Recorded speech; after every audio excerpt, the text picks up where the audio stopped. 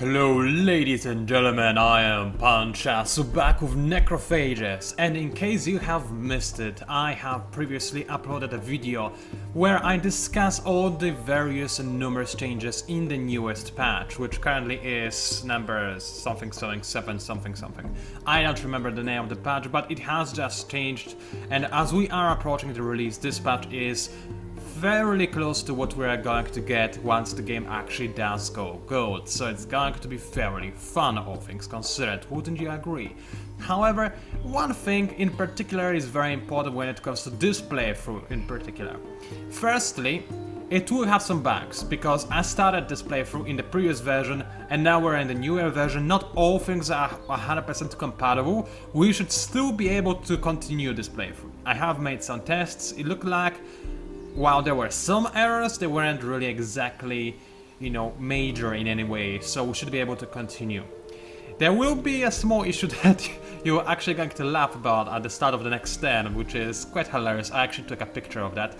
You will see what that is, but that will not be a problem. I'll just discuss what I'll do to circumvent the issue that will arise. Additionally, however, there is another thing. We are playing this on endless difficulty, right? I mean, obviously endless is the only true difficulty that you want to be playing this game on, because why wouldn't you want to have an extreme amount of challenge? Well, nowadays, if you play on endless, this truly is an extreme amount of challenge. The AI is cheating, and it is also a lot smarter. I think it most improved in cheating, if I have to be entirely honest with you, but it is still much smarter than it used to be. It can now be aggressive, it knows how to defend, it knows how to fight, and it knows how to score a scientific victory on 1050 as Necrophages without you even meeting them. Although, hopefully, that little thing has been resolved, because that was a bit ridiculous when I discovered this previously. So, now, as you can see, I'm ready to go ahead and start the conquest of the Broken Lords. It will start fairly well, I assume, because we started in the previous version. Broken Lords, as you can see on the skull screen, are nowhere near ready for me to come. They do have a slightly larger military than I do, but all things considered, they should not be able to repel my attack. I'll take over the first city in a second almost, and then I'll snap off some of the wandering units like those Star Wars over there and continue storming the castles until they fall down. This should be an easy pickings for me. However, things are going to get drastically harder as we go on. The AI will pull ahead in terms of science like never before, so it is even more important than ever that I also try to keep up in this regard as well. Additionally, I do want to start trading some of my resources to get some extra dust, because I'll start needing it. But also at the same time, I do not want to trade glass steel in particular, because glass steel can be used for a very powerful building that I'm about to get access to. It's called Dust Refinery, and I believe just by reading what you see, you already can tell that this is a very important, crucial piece of technology that will solve a lot of your dust-related problems for pretty much ever almost. The one thing that is cooler than that are the dust screamers, or whatever they're called. Where are they? Seriously. Street people... oh, there they are. The town criers. Okay, that's almost the same as the street screamers. But yeah, you can see why those technologies in particular, well, basically identical to each other, although one is more powerful, obviously. They are very useful, because they can turn even your most weak, pathetic little city into a really good dust generator, even in later game. Which is why those two upgrades in particular are very useful. Town criers obviously cost a lot, but the Dust Refinery, or whatever it's called, is fairly cheap. 300 industry, yeah, that's very cheap for a structure, especially this effective structure. So yeah, I think we're ready to go ahead and start our fight. As you can see, the Broken Lords are indeed terrified, and they better be, because they know that its armies are weak and that I'm ready to attack them. So let's go ahead and declare war. They're going to spaz out a bit about this, but that's okay. I'm just going to go ahead and murder them horribly, because I'm a horrible human being. Although I guess technically speaking, right now I'm not even a human being, I'm just a necrophage bug thingy. So I'm going to attack the enemy, and something I'm not sure if I talked about, but the way that town reinforcements, not reinforcements, how it's called, fortification works rather, is that the number that you see here represents town fortification. And this number is added to the HP of all defending units. So right now it's just a single unit of Star Wars, which is going to have 226 HP, because it has additional 100 fortification. Now, fortification is not the same as HP. Some of your attacks do not actually interact with fortification, they go past it and attack life itself. For example, my foragers have the disease ability. Disease ignores fortification, it goes straight into the HP. So it is possible to kill a unit without the unit actually losing all of its fortification bonus. But very unlikely, don't count on this happening. However, in most situations, what usually happens is you have to take down the enemy fortification before you take down the enemy HP. And now, there is the important bit. If you attack a city that has a lot of fortification, and deal a lot of damage to enemy units, but don't actually hurt them or kill them, then the amount of fortification will not be removed from the city. Next time you assault the same city, it will have the same amount of fortification. So it is more important than ever to actually besiege the enemy cities. Why? Because each time you besiege the enemy cities, the fortification level goes lower and lower and lower. Just like it always did, but now it's actually very important. The speed at which the fortification level drops down is dependent on how big your armies are in comparison to the fortification level of the enemy town and the units garrisoned within it. Although the most important factor certainly is how big your armies are. Now, once the enemy fortification level is dropped down to 0, the enemy units hiding inside the city will not gain any defensive bonuses whatsoever, and if you besiege the city for a little bit longer than that, then the enemy units will actually start taking damage and eventually die out. Which means that if you are the one being besieged and you lose all your fortification, you have to attack. Because in a few turns you will die anyway, you might as well try to deal as much damage as possible, because by that point you know you're going to lose the city. It's just, unless you have reinforcements right around the corner. Anyway, let's go ahead and kill some bastards, shall we? Oh, by the way, one little experiment we can do. As you can see, that's a bad experiment, because there's only one enemy unit that I will try to kill. Never mind then. I was trying to showcase to you how, or if rather, the Necrophage ability has been nerfed, but there's only one enemy unit in the city, which will not tell us much. We can gain nothing. Actually, so here's the thing, if our recycling counter stays at 3 out of 8 after killing this unit, we know and have a final confirmation that in this release version, that's not a release version, that in this version of the game, the Necrophages have been already nerfed. If it does increase, then we don't know it yet because we don't have enough evidence. Killing one unit and gaining a corpse from it could be a lucky draw, or maybe the Necrophages have not been nerfed in this particular build. So, let's go ahead and fight. That's been a very lengthy introduction, but again, there are plenty of things to talk about with the newest patch. I'm really happy I was able to attack the enemy from an angle that didn't allow the other stalwarts to join the battle. A bit surprising, to be entirely honest with you, but not something that I'm going to argue against. Certainly not. So, the enemy stalwarts apparently have a pathetically low initiative, which makes me rather a happy panda. So let's move my units in such a way that I can deal maximum damage. And also have as much morale bonuses as possible, because morale bonuses are largely important, as you can guess. So my armies are ginormous, I'm just going to kill everything. My Prolificator will be able to infect the enemy unit, which is nice. I'll gain another 3-4. Did he? I think he just yawned. He must be tired. Alright, poor guy. I didn't notice that he didn't target the enemy unit, but it is slightly annoying. Now, as you can see, the combat UI has been modified slightly, so depending on what icons you see above the enemy units, or rather your units as well, it tells which unit is a defender, and depending on the color and style of the red icon, you can tell if you got a normal hit, a critical hit, a partial hit, or a miss. I'm trying to see if I can get anything else rather than a normal hit, but right now I'm not really lucky. There is a full hit. Alright, so there is not really a graphical difference between a full hit and a partial hit, but you will see a difference between a critical and a miss, trust me about that. I mean, miss is pretty easy to tell, you're just going to deal 0 damage. But I do want to see a critical, so can I please... Yeah, that's a critical! When you see this, you know that something awesome has happened. So as you can see, things are like I described. The damage is the damage you deal if you hit fully. If you hit partially, you deal half of that. And critical is twice, and the miss is obviously 0. So now I finally get to infect the enemy unit.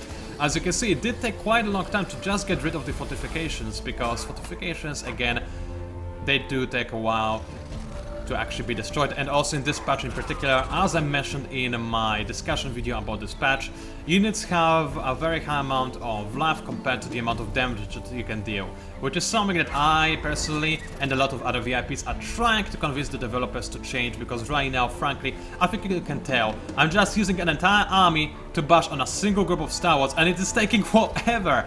And they do not have an excuse to take this little damage. Sure, I am using foragers that are not exactly the best units in the game, but regardless, it should not take me this many hits to kill an enemy, especially if I'm not missing. As you can see, I am hitting the enemy reliably and consistently, and it still takes forever. Sure, the enemy does have block number 2, and sure, the enemy does have some pretty nice amount of life and defense, but still, it took way too long to kill a single group of enemies. As you can see, we're already in phase 3, and I was here alone. It's not like... I mean, the enemy was alone, it's not like I was fighting an enemy army, so this will need to change. And I did actually get a cadaver, that's interesting. Okay, but that is not yet a final confirmation of anything whatsoever. What is the problem, however, is that my empire is currently unhappy, which lowers my dust production and as such puts me in the negative, despite the fact that I do have the spices booster already activated. So this is something I have to deal with. Now, this city is pretty bad, all things considered. I mean, silver is just slightly better, but this city is newly conquered, which means that it is currently in a state of open rebellion. So obviously that's not too good for my empire-wise approval. And I also can barely do anything whatsoever in this city. Additionally, something I like to do whenever I conquer a city, and that's something I encourage you to do as well. As soon as you conquer a city, especially if it has a very large population like 30 for example, or something along those lines, move all, and I do mean all of its population, into food production. Why? Because while the stats do not reflect on it, a lot of those people are going to starve, because you are in a rebellion, you have just conquered a city, and the amount of food that you think you're producing is not actually being produced. You are probably going to lose some of your population due to starvation. I don't know if that's the case on lower difficulties or not. I exclusively play on the endless difficulty, and from my experience I can tell that whenever you conquer a large city, even if you put all population into food production, you lose some of this population. But it's probably even worse if you don't put all of your population into food production. Occasionally I was able not to lose population after conquering the city, but that is with a lot of boosters activated and my empire being very happy, and so on and so forth.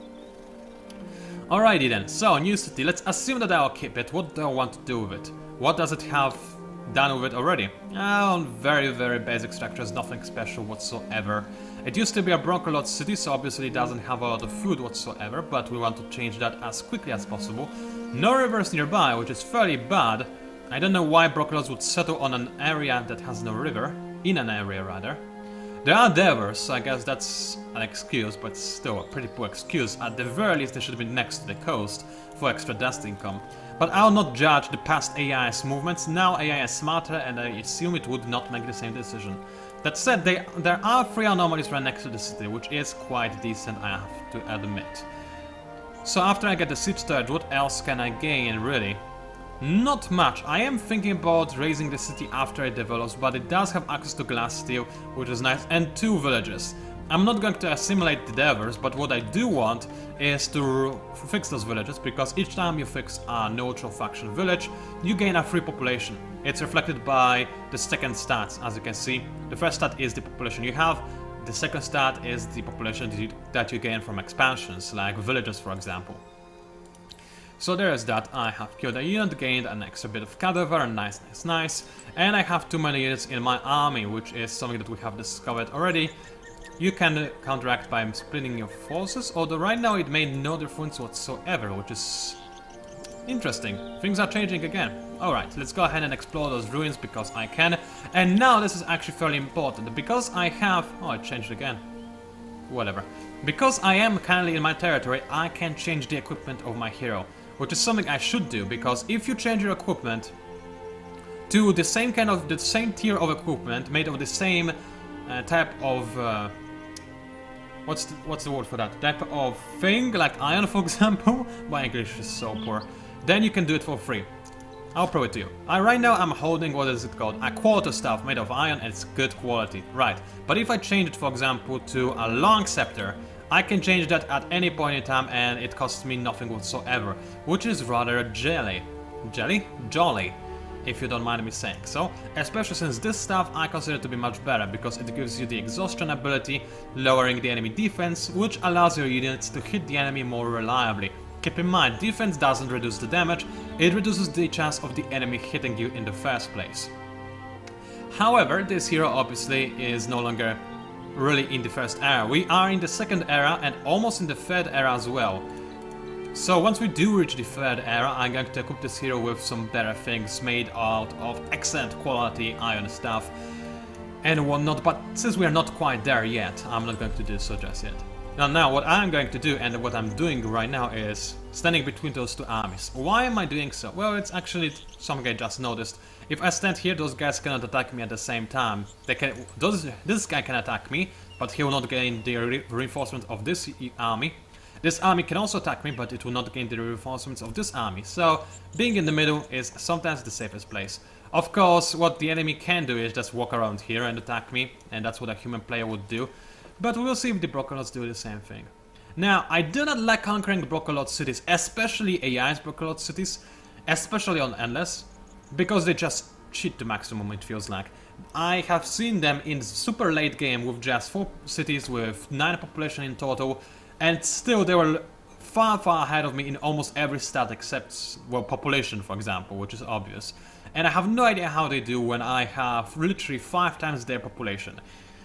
But of course, there are 2 things that you need to take into consideration. Firstly, Brocolots have a very different economy to any other factions. As such, you should not judge them in the same way you judge any other faction, because they obviously do not use food. Secondly, I don't even remember what the second thing was. Alright, so this is a serious error that I can skip. It's something I discarded before. I can just continue, nothing will happen. But now what is hilarious is, I'll minimize this. I won! Yay! In fact, we all won. Everybody got a diplomatic victory. We are all one big happy family that won at the exact same time. We can all just cherish each other's personalities and, I don't know, give each other hugs and stuff. Don't you see that we are peaceful people? I mean, look at this. We fit this scene so perfectly. Honestly, this is simply because of me starting this playthrough in the previous version, whereas now we're in the newer version, so as you can see, we all have already succeeded in the diplomatic victory. If I go to the status screen, you can see that the diplomatic victory... Oh, it's now gone. Strange. But it... Oh, go away. Oh, this guy is exhausted. And now I'll finish him off. If you were to see diplomatic victory, which is now gone because we have achieved it, we are way over the limit. We are currently... I mean, the Drakens are 1000 something percentage close to the diplomatic victory, and me and Brocolots have also crossed the diplomatic victory. Everybody has. So those are some of the changes, and nowadays, yeah, this wouldn't be like this. But it's a funny little bug. So, you may be asking, what are we going to do now if we have already won the game? If I have rather. Why did I use the royal version? Whatever. I have no idea. Well, the answer is very simple. Continue playing like we always... I think what I'm doing in my mind is I refer to us as in me and you, the audience. I'm not referring to myself in third person, that's weird. Anyway, what we are doing, and I say this fully knowing that I use the third person, is that we are going to continue to play as we always have, but we are not going to aim for the diplomatic victory, which is big surprise, because I wouldn't aim for that anyway. Unfortunately, it is kinda possible that the AI could have gotten it, but I have never seen AI on Endless, regardless of its faction, gain diplomatic victory ever. Even the Drakens, I have never seen them get it, and I have played against Drakens on Endless difficulty. What is much more common is AI winning via expansion, then on scientific, and then on elimination. Other types, no, supremacy, one of the two, I don't remember. But usually it's just scientific, or expansion possibly. Diplomatic, I have never seen the AI actually get, so it's not a very big deal. What I'll do over the course of this game is occasionally I'll check how close the AI is to winning the game in any other victory type, and if the AI does win the game in any other victory type, I'll just stop playing because the AI would have won. And if I win any other victory type, I'll say that I won because I won. Which is, I believe, a very fair and simple thing to do. Alright then, I have been attacked and this looks like an easy battle. The enemy is actually going to get a lot of reinforcements. And as you can see, the AI also claims that it is way more powerful than it appears that it is. So let's go ahead into a fight and prove the AI wrong. Keep in mind, those foragers are pretty bad at fighting. The only real damage dealers I have is the Necrodrone and my hero. But my foragers should hopefully have initiative good enough to stunlock the enemy into Abyss. Also, the enemy has very nice high ground, so what I'm going to do is probably fall back and force the enemy to come to me, because I certainly do not want to fight against an enemy that is on high ground, thank you very much. So I will move like so. Necrodrone will stand somewhere in the back. This is the same level as this area, so that's nice. The enemy hero could stand on this hill tile, which it will be a slight problem, but I can't really do much about that, I'm afraid, not yet anyway. So you move like so, you move like so. Necrodrones are within the range of the hero, I think, so let's move those guys back. They can fly over cliffs, remember, so I can move them behind a cliff and this will be fine. They can also attack over cliffs, like every flying unit can, which is something you do need to remember about. Alright, this battle formation looks okay-ish. I'll gain more reinforcements from where my flags are, obviously. And in fact, looks like some of my foragers will attack first. But those are the reinforcing foragers, so that's not too great. Alright, so let's have a think about this. The enemy here can only reach those two tiles, which is great.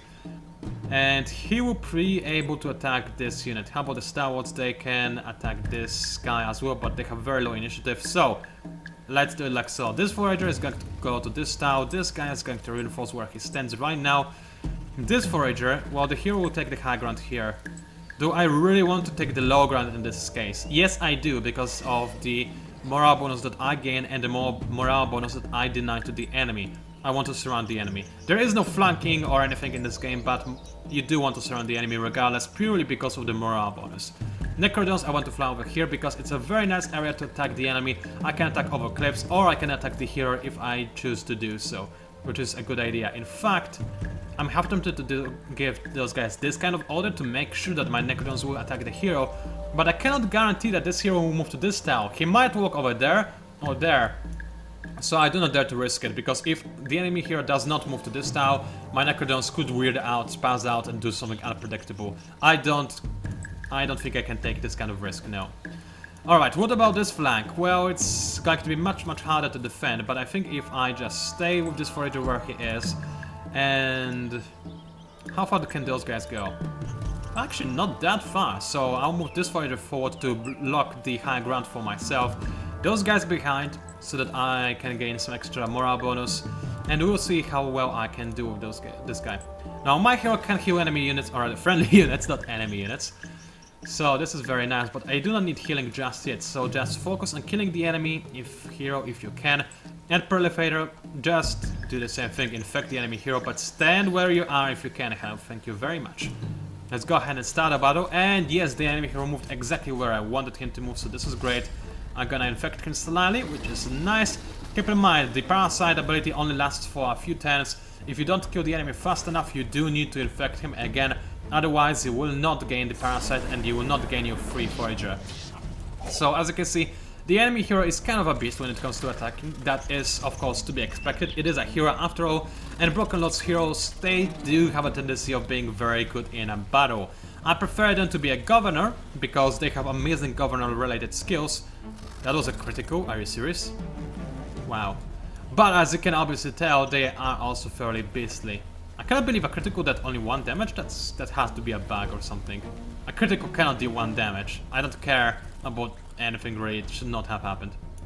Alright then, now my Necrodons will move, and thankfully they will also attack the enemy hero. So the enemy hero is both parasited and also has the disease on him. Disease is more important, because it is a very consistent and reliable source of damage, more so than anything else I have. And now my hero is going to add his 2 cents to this, so the enemy hero will be exhausted and take much more damage than usual. And as you can see, he now has no morale bonuses whatsoever, he's totally surrounded. So I can just go ahead and murder him horribly with all the units I've got in the fray. And I think the enemy hero is dead, which is good. He gives his army a very nice defensive bonus. And even if I don't win this battle... Actually, he does have last stand, and I will not win this battle. But if the enemy does have his...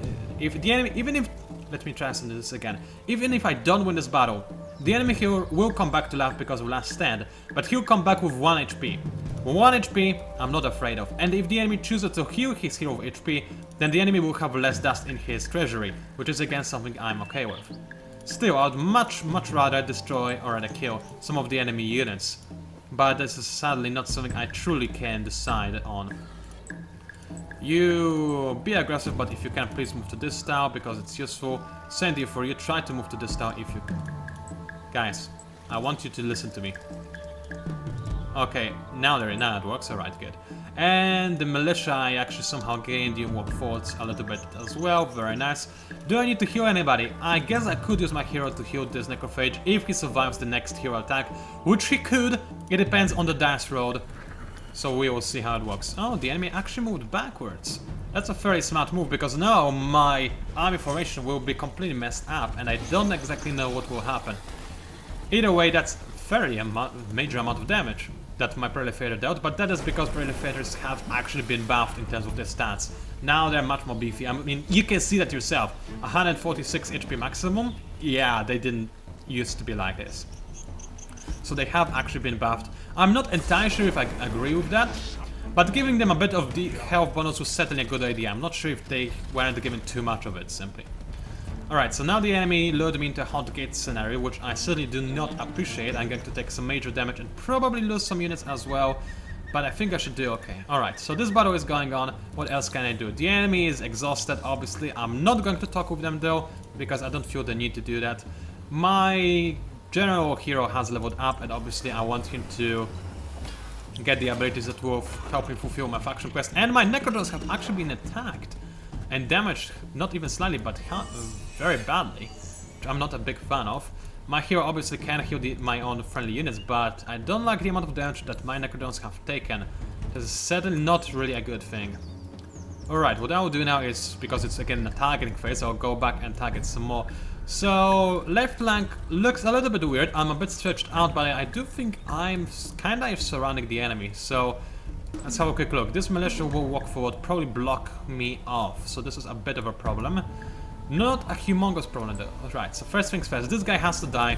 Let's infect him while we are at it, because he is doing way too much to me. Necrodons I need to use against the enemy hero, otherwise there's no way I can kill the enemy hero. How about the disease? It's still there, parasitism is still there as well. Disease, parasitism, all of those things are stacked, which is nice. Yes, I do want to heal the Necrodons. You two guys, if you can, actually you three, all of you, attack the enemy hero. As for the other units, please, if you can, try to surround and maybe even kill those stalwarts. I probably won't be able to do that, but let's try to do it anyway.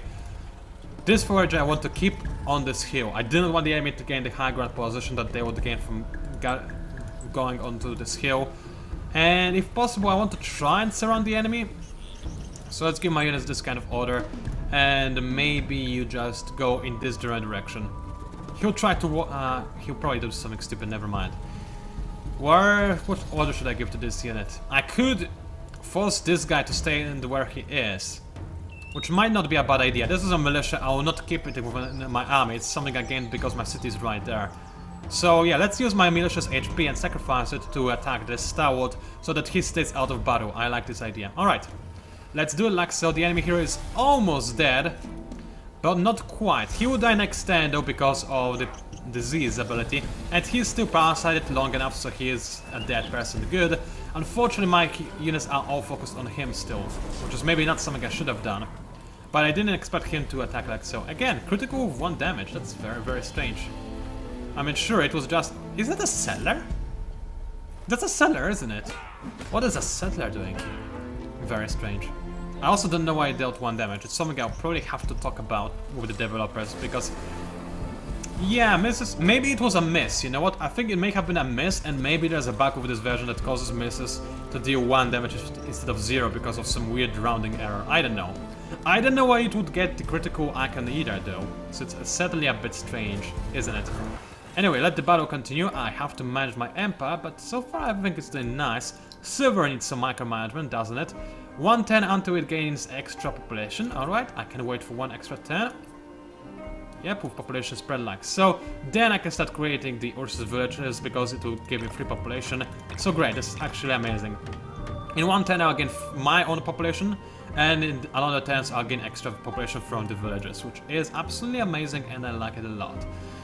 Alright, my hometown, yeah, I'm not going to do anything with this forager, thank you very much. It is focusing on fish farm and then bar streets, so nothing over there. And Malaysia is also doing quite nice, although I do not need this army right now. What I need way more than that is actually some unit structures that will help me grow and develop a little bit better. There are no rivers nearby, are there? No, indeed they are not. I guess I'll go for Alchemy Workshop then. It is a decent enough source of science. Not very good with small cities, but it is acceptable. Or alternatively, I can gain a free population, which I think I like even a bit more. Alright. I don't need this much influence anymore, so I'll just focus on food production and partially on production as well. Industry production, I mean. Like so, I like those odds, and now it's going to take me less time to make the Ursus village. And my dear hero, you go ahead and explore those ruins as the battle keeps progressing. So the enemy hero is dead, so this is nice. My Necrophages are doing just fine. They could be healed up a bit more, but I don't think it is actually really necessary. So let's make my ranged units focus on this stalwart, make sure that all my foragers also do the same thing. I have lost one group of foragers, I can see, but it's not a really big problem. Necrophages also do the same thing, focus on this guy, because quite frankly this guy is going to die because of the disease itself. As for everybody else, focus on him. And militia with the retaliation on those stalwarts, thank you very much. Looks like I'm winning this battle. I'm probably not going to truly win it. The enemy might have some units still alive by the end of it, but I'm doing well enough, I would say. What did I find in the ruins? Even more dust. I'm being very lucky with this dust ruins so far, which is good. I needed dust. I will need it to just have it in my treasury, not to go bankrupt. So there is that. How are things doing? Well, this guy is still exhausted, this guy is worried.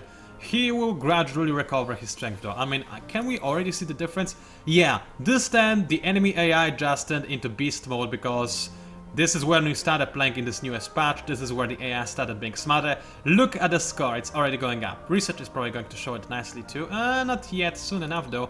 Influence maybe? Ouch. What is that? That is scary. That's the Drakens. They just did some... What the... Drakens? Okay, that's science and influence. Looks like other things are not too crazy yet, but what did Drakens do? Seriously. That's a huge science spike. I'm terrified. Alrighty then, how is the battle progressing? I need to end this video cast. It's over 30 minutes long already because I've been talking so much about the changes in this patch and whatnot. But I need to end it and upload it. And I need to take a bath too. I feel like taking a bath. Don't ask me why. I guess I just like baths. Cold baths in particular. So is this guy infected already? He certainly is. He's got the parasite. Good. Parasite another guy if you can. You're far away and you can't walk far either, can you? See if you can reach this guy. If not, then too bad. I guess I'll not gain extra foragers. My dear hero, who can you heal? Is there anybody that needs healing? I mean, really? Those foragers have taken some minor damage, sure, but it's not a really big deal. This forager will take some more damage, I guess.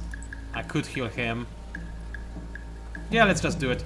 Everybody else, finish off those guys because you can, and I'll just let this battle go on. Now, the thing that if I could, I would change is if I could go back in time, or rather if I could change it during the course of this... Well, that was quick. That was a proper critical strike. But if I could change it over the course of this game, I would certainly increase the battle animation speed. Because I do like watching the battle animation with the speed that they are displayed on right now.